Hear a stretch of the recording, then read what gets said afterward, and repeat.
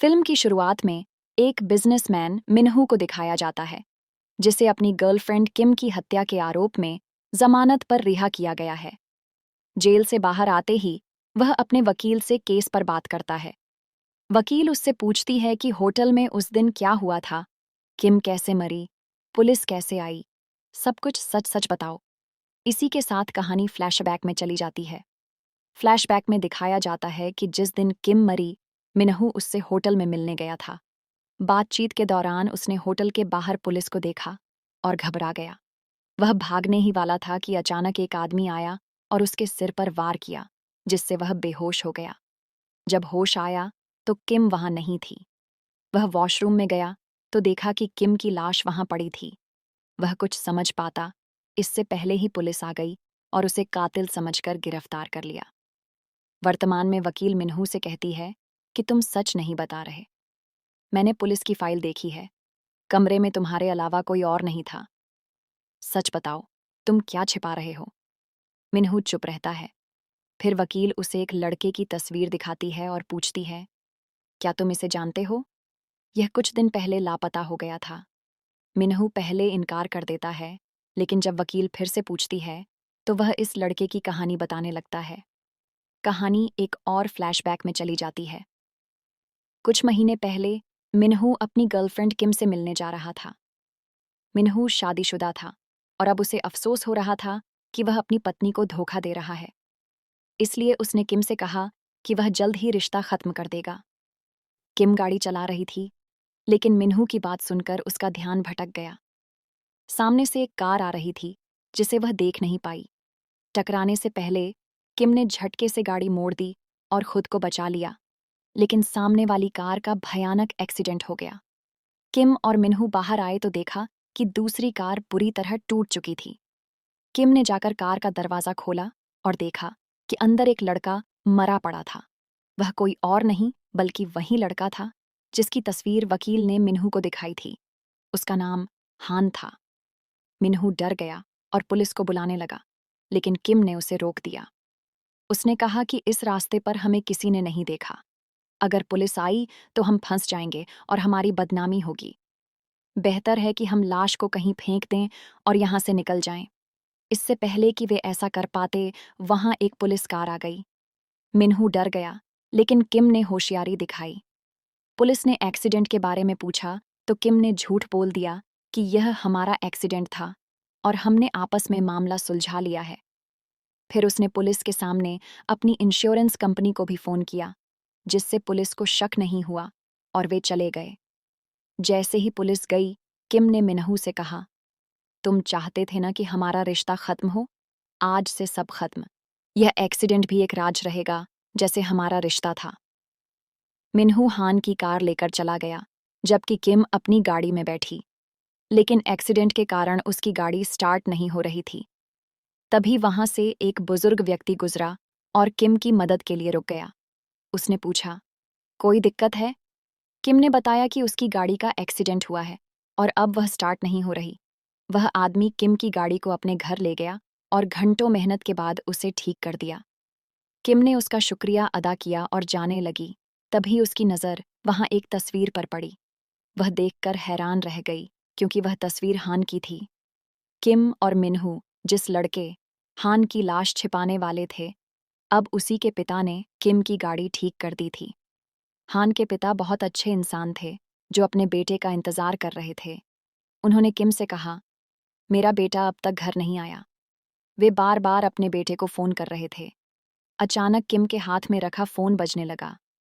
यह हान का फोन था। किम घबरा गई, लेकिन उसने जल्दी से फोन को सोफे पर रख दिया।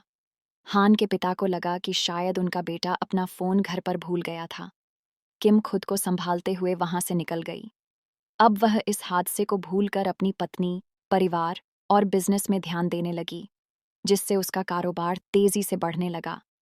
एक दिन मिन्हू के ऑफिस में एक पुलिस अफसर आया और उसने पूछा, जिस दिन तुम हाईवे से गुजरे थे, उस दिन वहां एक एक्सीडेंट हुआ था। क्या तुम कुछ जानते हो? मिन्हू ने साफ इनकार कर दिया, लेकिन पुलिस अफसर ने उसे अपना कार्ड देकर कहा, अगर कुछ याद आए तो बताना। कुछ दिनों बाद मिन्हू अपनी पत्नी के साथ डिनर कर रहा था। तभी टीवी पर उसी एक्सीडेंट की खबर आने लगी। न्यूज़ में एक महिला का स्केच दिखाया गया, जो कोई और नहीं बल्कि किम थी।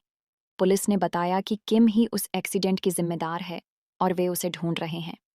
हान के पिता ने पुलिस को बयान दिया कि किम को मैंने उसी एक्सीडेंट वाली सड़क पर देखा था, लेकिन उसके बाद वह कहीं गायब हो गई। अब सारी शक की सुई किम पर थी। इसी बीच मिन्हू को किम का फोन आया। किम ने उसे एक सीक्रेट जगह मिलने के लिए बुलाया। मिन्हू बिना देरी किए वहां पहुंचा, जहां किम पहले से बहुत बदल चुकी थी। किम ने कहा, मैंने अपने बाल काट लिए हैं और लुक बदल दिया है ताकि पुलिस मुझे पहचान न सके। वह मिन्हू से सिर्फ हान के कार्ड्स देने आई थी। किम ने मिन्हू से कहा, हान के कार्ड्स की डिटेल बदल दो ताकि लोग उसे फ्रॉड समझें और पुलिस का ध्यान हमसे हट जाए। मिन्हू ने किम की बात मानी और हान के कार्ड्स की डिटेल बदलकर उन्हें जला दिया। अब जब पुलिस ने जांच की तो उन्हें लगा कि हान एक धोखेबाज था और शायद वह खुद ही भाग गया होगा। इसी गलतफहमी के कारण यह केस बंद हो गया और मिन्हू ने राहत की सांस ली। मिन्हू ने अपने बिजनेस पर ध्यान देना शुरू किया, जिससे उसका कारोबार तेजी से बढ़ने लगा। लेकिन दूसरी तरफ हान के पिता ने पुलिस से फिर से अपने बेटे को ढूंढने की गुजारिश की। उन्होंने पुलिस को हान के पुराने दस्तावेज दिखाए और कहा, अगर सबूत हान के खिलाफ जा रहे हैं तो इसका मतलब है कि वह किसी मुसीबत में है। उन्होंने पुलिस से जंगल की फिर से तलाशी लेने का अनुरोध किया, जहां हान की कार आखिरी बार देखी गई थी। हान के पिता की अपील पर पुलिस ने केस दोबारा खोला और जंगल में रात भर खोजबीन की, लेकिन उन्हें कोई सबूत नहीं मिला। अगली सुबह जब हान के पिता घर लौटे तो उन्होंने अपनी पत्नी को दरवाजे पर बेहोश पड़ा पाया। शायद वह अपने बेटे के इंतजार में थककर गिर पड़ी थी। उन्होंने अपनी पत्नी को कमरे में लिटाया और यह सब देखकर वे टूट गए। अब फिर से कहानी वर्तमान में आती है, जहां मिन्हू अपने वकील के सामने बैठा होता है। मिन्हू ने वकील को बताया, जिस दिन किम की हत्या हुई उस दिन कमरे में मैं और किम ही नहीं, हान के पिता भी मौजूद थे। उन्होंने पहले मुझे बेहोश किया और फिर किम को मार डाला, क्योंकि वे अपनी बेटी की मौत का बदला लेना चाहते थे। वकील ने पूछा, लेकिन फिर उन्होंने तुम्हें क्यों नहीं मारा? मिन्हू ने जवाब दिया, क्योंकि मैंने सच नहीं बताया था। उन्होंने मुझे मारा नहीं, बल्कि जेल भिजवाया ताकि मैं अपनी गलती का एहसास करूं। हान की मां भी इस साजिश में शामिल थी।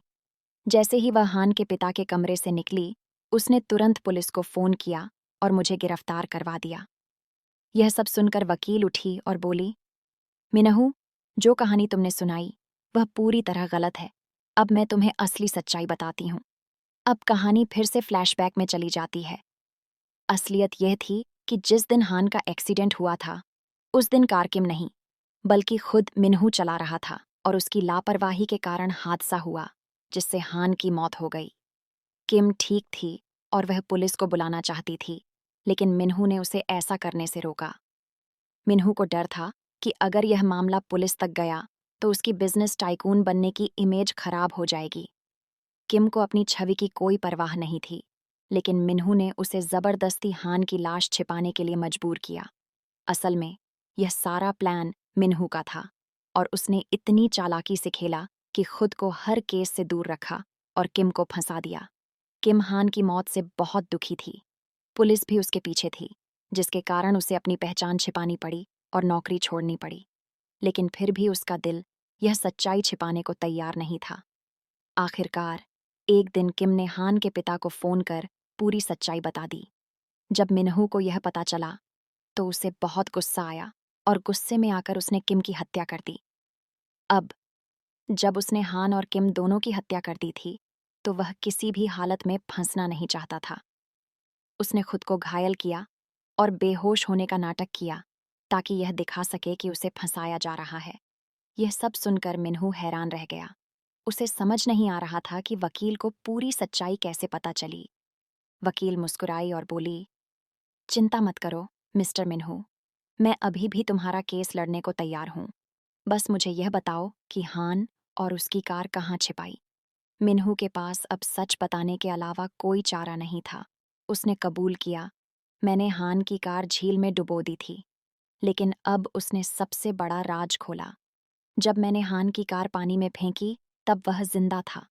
वह मुझसे अपनी जान की भीख मांग रहा था, लेकिन मैंने उसे बचाने की बजाय उसे डूबा दिया। अगर मैं उसे छोड़ देता तो मैं खुद फंस जाता। यह सुनकर वकील भी चौंक गई। उसे लगा था कि हान की मौत एक्सीडेंट में हुई थी, लेकिन असल में मिन्हू ने उसे जिंदा डुबोकर मारा था। अब वकील ने एक नक्शा निकाला और मिन्हू से वह जगह मार्क करने को कहा जहां उसने हान की कार फेंकी थी। मिन्हू ने कागज उठाया और जगह मार्क कर दी। वकील ने कागज उठाया, अपना सामान समेटा और जाते जाते बस इतना कहा, यानी जब तुमने हान को छिपाया तब वह जिंदा था। यह कहकर वकील मिन्हू के घर से निकल गई। जैसे ही वह कार में बैठी और चलाने लगी, उसकी कार का टायर एक गड्ढे में फंस गया। वकील की कार खराब हो गई और मौसम भी बहुत खराब था। अगर वह बाहर रहती तो मर सकती थी। मिन्हू ने उसे घर में रुकने का ऑफर दिया, लेकिन मिन्हू को शक हुआ क्योंकि वकील के सिग्नेचर असली वकील से मैच नहीं कर रहे थे। कहानी में बड़ा ट्विस्ट आया। यह औरत वकील नहीं, बल्कि हान की माँ थी। वह यहाँ मिन्हू का कबूलनामा लेने आई थी, ताकि हान और उसकी कार का ठिकाना पता चल सके। जैसे ही मिन्हू को यह एहसास हुआ, उसने हान की माँ पर हमला कर दिया। दोनों के बीच जबरदस्त लड़ाई हुई और दोनों बेहोश हो गए। कुछ देर बाद हान की माँ को होश आया। उसने अपनी सुरक्षा के लिए बंदूक उठा ली, लेकिन मिन्हू ने दोबारा हमला किया। इस संघर्ष में गोली चल गई और मिन्हू घायल हो गया। इसके बाद हान की माँ ने पुलिस को फोन कर दिया।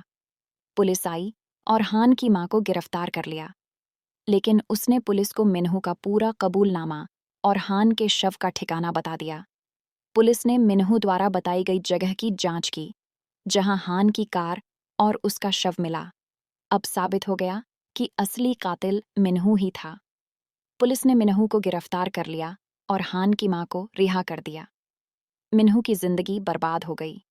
उसका करियर खत्म हो गया और अब उसे पूरी उम्र जेल में बितानी थी।